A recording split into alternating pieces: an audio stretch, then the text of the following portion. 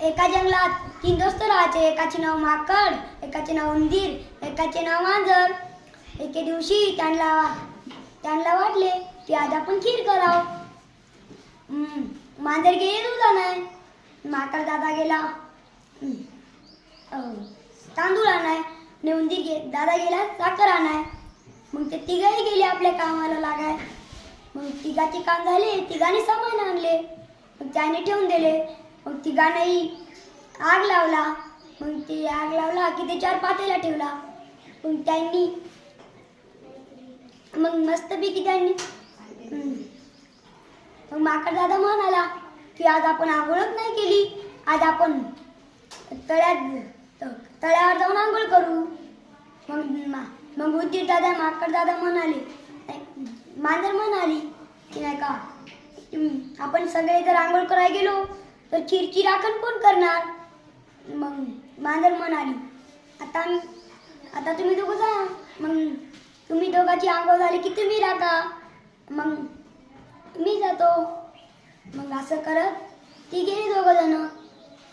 मग मांजर ताईने मस्त खीर बनवली. मांजर ताई म्हणी चकू आपण आता खाऊन पाहू म्हणी कशी झाली खीर. मग मांजर ताईने जर अशी घेतली खाल्ली. मग ती अशी करत खाऊ लागली.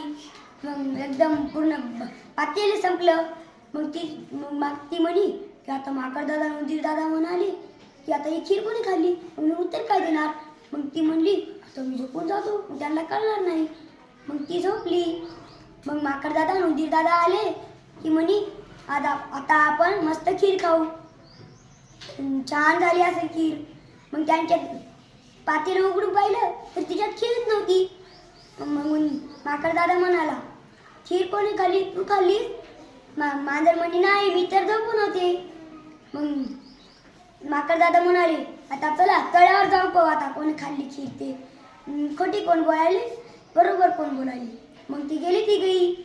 मग त्याने नाही का तळ्यावर एक घागर उघडी घालली. मग ते म्हणी नाही का मी जर खीर खाल्ली तर बुडबुड घागरी. मग माकड दादा पहिले गेला. मग माकड दादा म्हणी मी जर खीर खाल्ली तर बुडबुड घागरी, मी जर खीर खाल्ली तर बुडबुड घागरी. मग घागर काय बोला डुबली नाही. मग उंदीर दादा बसला. मग उंदीर दादा मी तसंच म्हणी. मग घागर काय डुबली नाही. मग मांजर ताई बसली. ती खूप घाबरू लागली.